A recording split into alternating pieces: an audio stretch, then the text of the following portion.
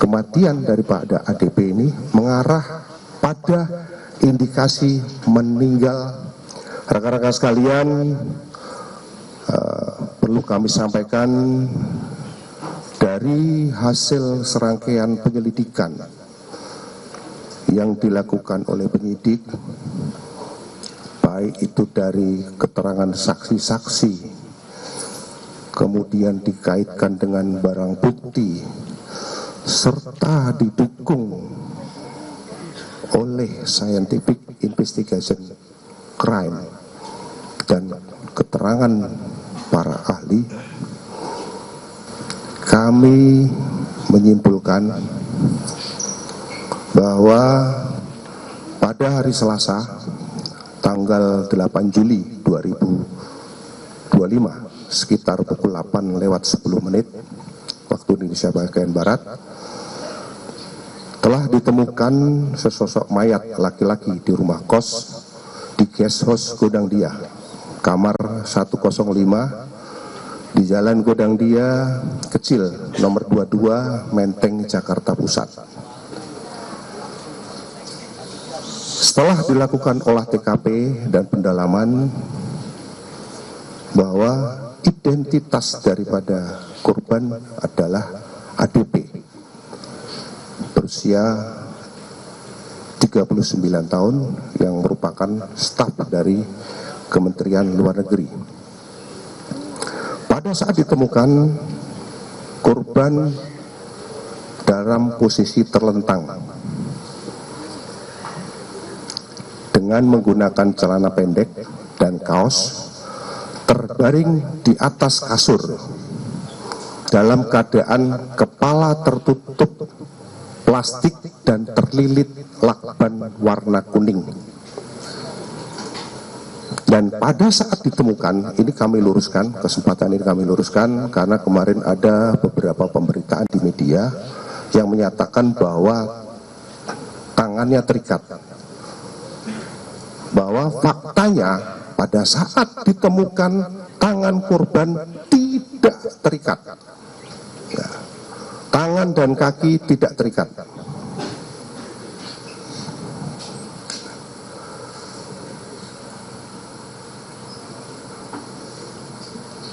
Pada saat ditemukan, posisi kamar korban dalam keadaan terkunci.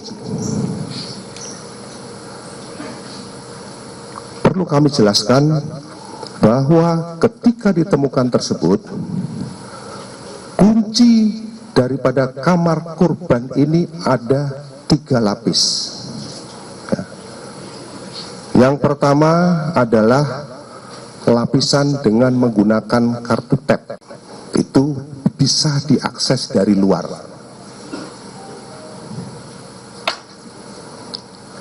Kemudian yang kedua, kunci yang kedua adalah kunci, kalau kita bilang kunci biasa nih, kunci biasa tapi tidak ada kuncinya, jadi seperti ceklekan biasa begini dari dalam, dan itu melekat di bawah grendel. Sedangkan kunci yang 3 adalah kunci slot, itu letaknya di atas daripada kunci. Jadi ini hanya bisa dilakukan oleh orang yang posisinya berada di dalam kamar untuk mengunci kunci tersebut.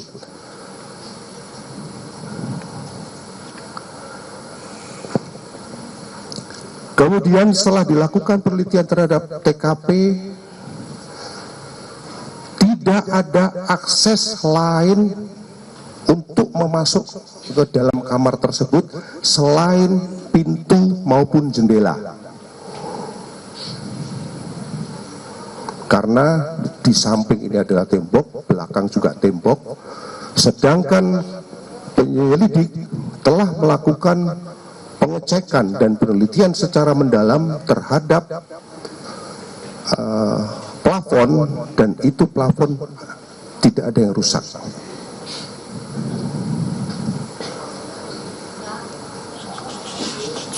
Kemudian pintu gerbang dan pintu kamar kos menggunakan sistem kunci elektronik dengan akses kunci masing-masing berupa kunci elektronik seperti kamar yang dimiliki di korban, dan masternya ada dipegang oleh penjaga kos. Selanjutnya, dari hasil pengujian terhadap barang bukti yang dilakukan oleh laboratorium forensik digital terkait CCTV yang ada dari 20 titik CCTV, didapatkan hasil korban mulai berangkat dari kantor pada hari Senin tanggal 7 Juli 2025 sekira pukul 07.03, kemudian di kantor pada pukul, ini kami perlihatkan, ini CCTV-nya, ini CCTV-nya 7.03, kemudian ini adalah pada saat masa kantor 7.20, kemudian pada pukul 17:52, jadi ini berlanjut ya, ini berlanjut karena ada beberapa titik 20, kami ambil intisarinya saja. Pada pukul 17:52, ini ya, 11:52, korban terpantau berada di Mall Grand Indonesia.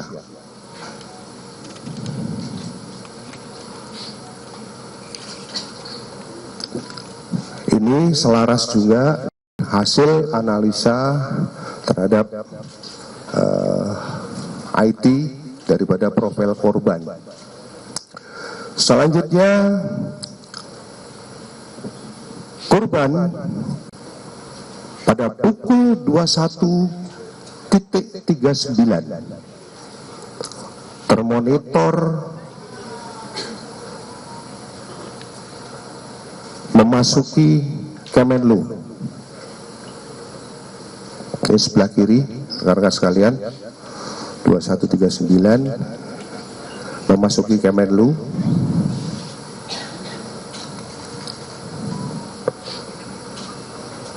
Selanjutnya, korban berada di rooftop gedung Kemenlu di lantai 12 pada pukul 21.43 lewat. Lanjut, ini naiknya pada saat naik, nah 21.43 itu naik, mulai naik 21.43. Keberadaan daripada korban di rooftop itu kurang lebih selama 1 jam 26 menit.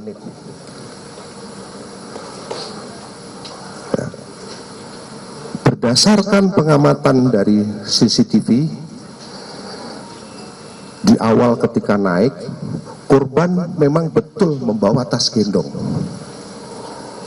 dan tas belanja ya, ada dua, satu tas gendong, satu tas belanja.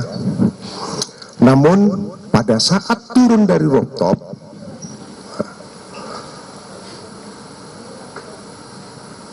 korban sudah tidak membawa tas gendongnya kembali maupun tas belanjanya. Jadi pada saat naik membawa, pada saat turun itu korban sudah tidak membawa lagi. Selanjutnya, ini pada saat turun korban sudah tidak membawa nih. Yang di tengah ya, rekan-rekan sekalian. Nah, ini yang di tengah, ini terlihat korban sudah tidak membawa tas ini. 23.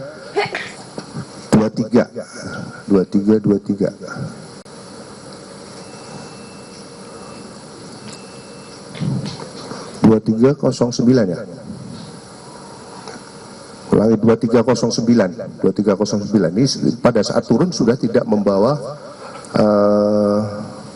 tas lagi, maupun tas gendong maupun tas belanjaan, sehingga masih terlihat lagi di bawah yang sebelah sana pun masih terlihat 2312 itu di bawah dekat pintu keluar.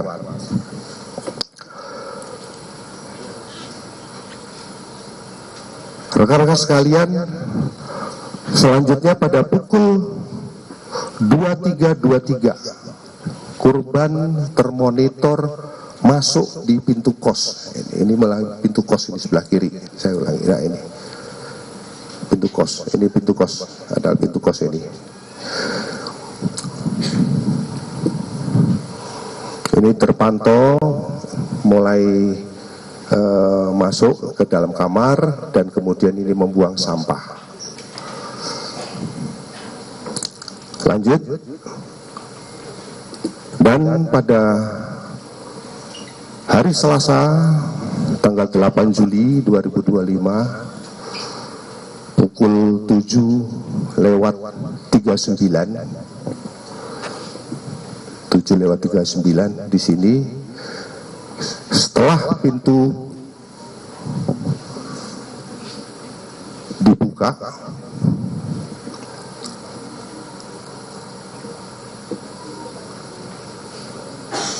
baru ditemukan meninggal. Rekan-rekan sekalian, perlu kami sampaikan dari berdasarkan hasil pemeriksaan terhadap file CCTV yang dilakukan oleh Laboratorium Digital Forensik,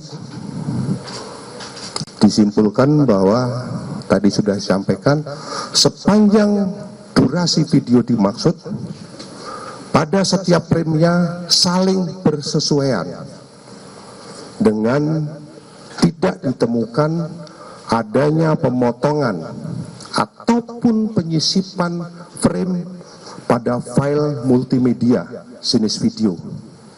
Ini sudah kami sampaikan.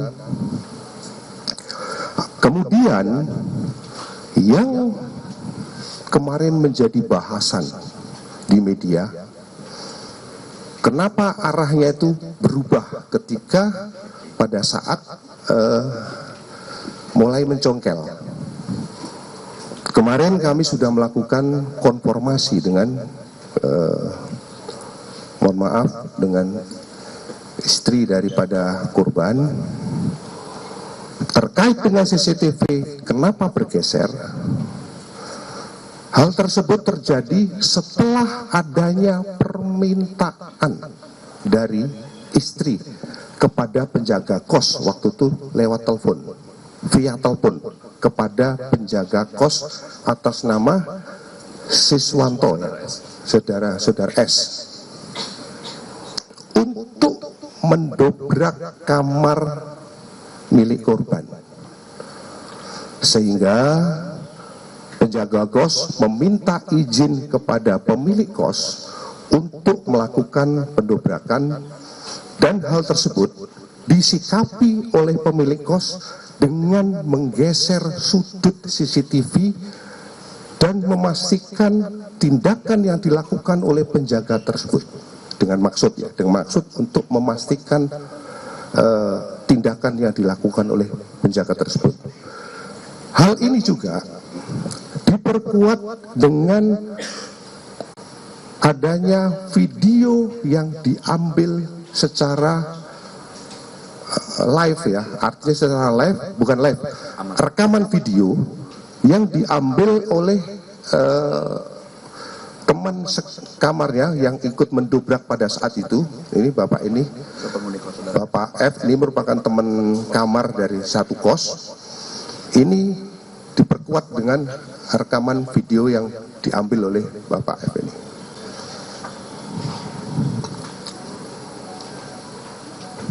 Rekan-rekan sekalian, itu dari analisis terhadap CCTV yang kita kumpulkan. Selanjutnya, berdasarkan pemeriksaan digital forensik terhadap device, baik itu laptop, kemudian MacBook, maupun Samsung Note, ya, ada handphone Samsung Note yang ditemukan di kamar korban. Ini ada satu handphone yang ditemukan di kamar korban. Ditemukan adanya histori pencarian tentang beberapa penyakit yang dialami oleh korban. Selain itu, ditemukan riwayat komunikasi dengan pengguna akun. Tadi sudah disampaikan oleh tim dari digital forensik.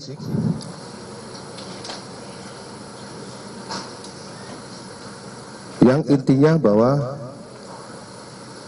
yang terpenting terhadap hasil penelitian ini bahwa belum ditemukan adanya informasi ataupun dokumen elektronik yang berisi muatan ataupun ancaman baik fisik maupun psikis maupun ancaman kekerasan terhadap korban. Jadi saya ulangi lagi, dari hasil penelitian secara digital tidak ditemukan ancaman fisik maupun psikis terhadap korban, termasuk ancaman kekerasan.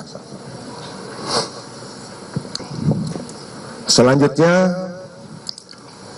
berdasarkan hasil pemeriksaan sidik jari yang dilakukan oleh Pusiden Baris Krim Polri terhadap barang bukti berupa lakban kuning merek Daimaru dan satu buah gelas kaca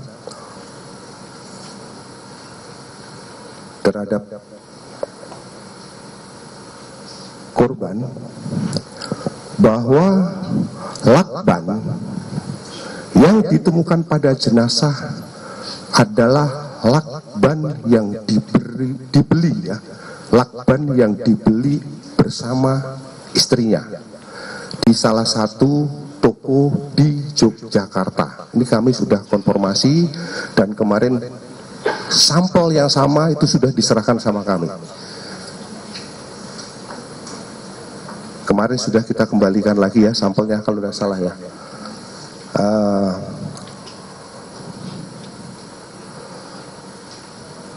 Di mana lakban tersebut itu dibeli tahun 2000, dibeli sekitar bulan Juni tahun 2025.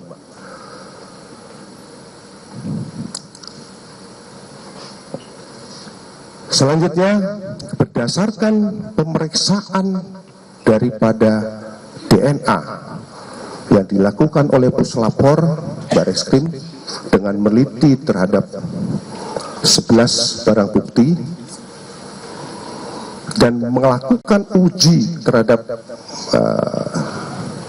barang bukti yang ada,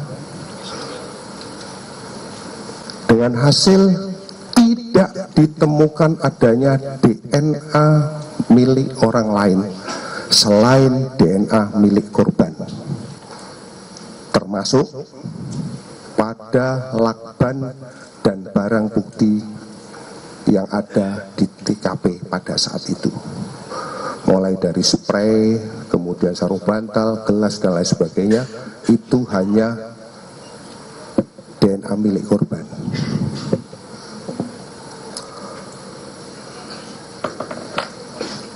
Selanjutnya, berdasarkan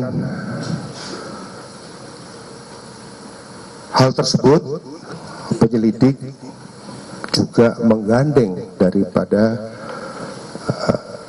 Apsifor HIPSI untuk melakukan pemeriksaan secara psikologi forensik baik kepada keluarga, kepada rekan-rekan kerja yang mungkin bisa atasan, bisa teman kecil dan lain sebagainya, termasuk orang-orang yang berhubungan pada saat itu. Dari hasil pemeriksaan tersebut,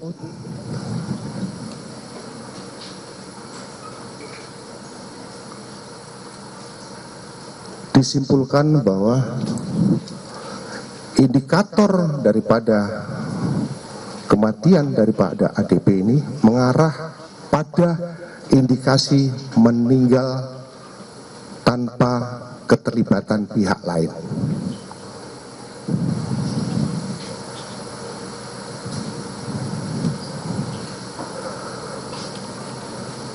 Selanjutnya, dari hasil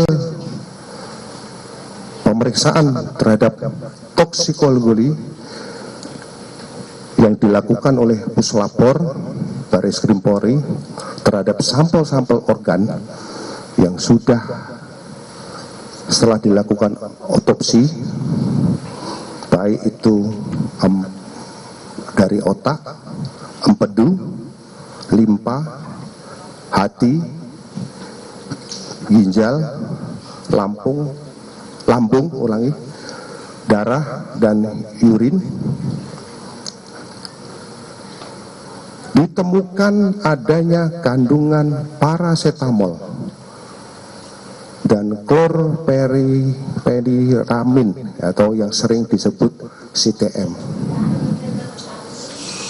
Hal ini sesuai dengan temuan barang bukti berupa obat-obatan yang ditemukan oleh penyelidik. Selanjutnya, tim forensik dari RSCM yang melakukan otopsi terhadap tubuh korban dan melakukan pemeriksaan luar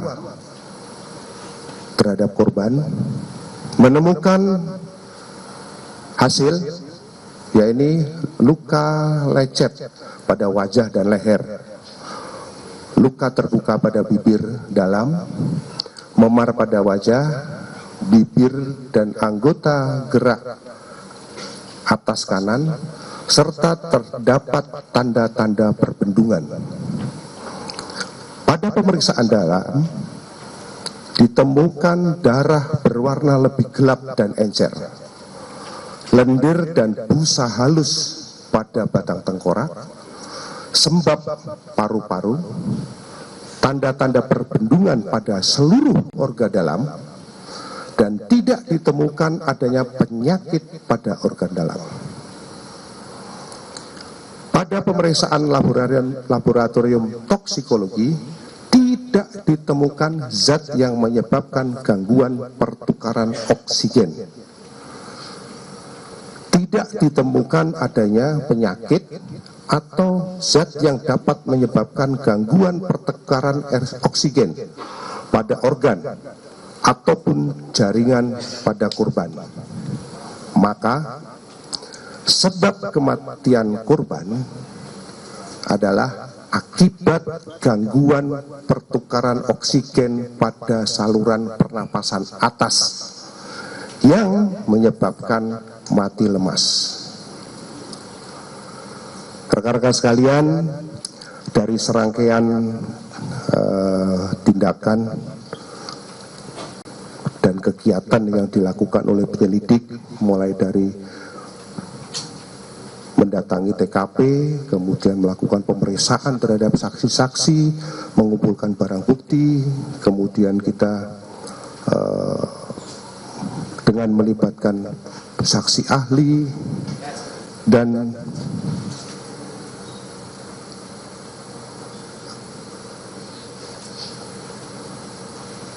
pada kesempatan yang baik ini kami akan menyimpulkan hasil daripada penyelidikan yang kami lakukan, bahwa penyelidikan yang kami lakukan, kami simpulkan belum menemukan adanya peristiwa pidana. Demikian yang bisa kami sampaikan. Selanjutnya kami kembalikan kepada Bapak Kabid Humas.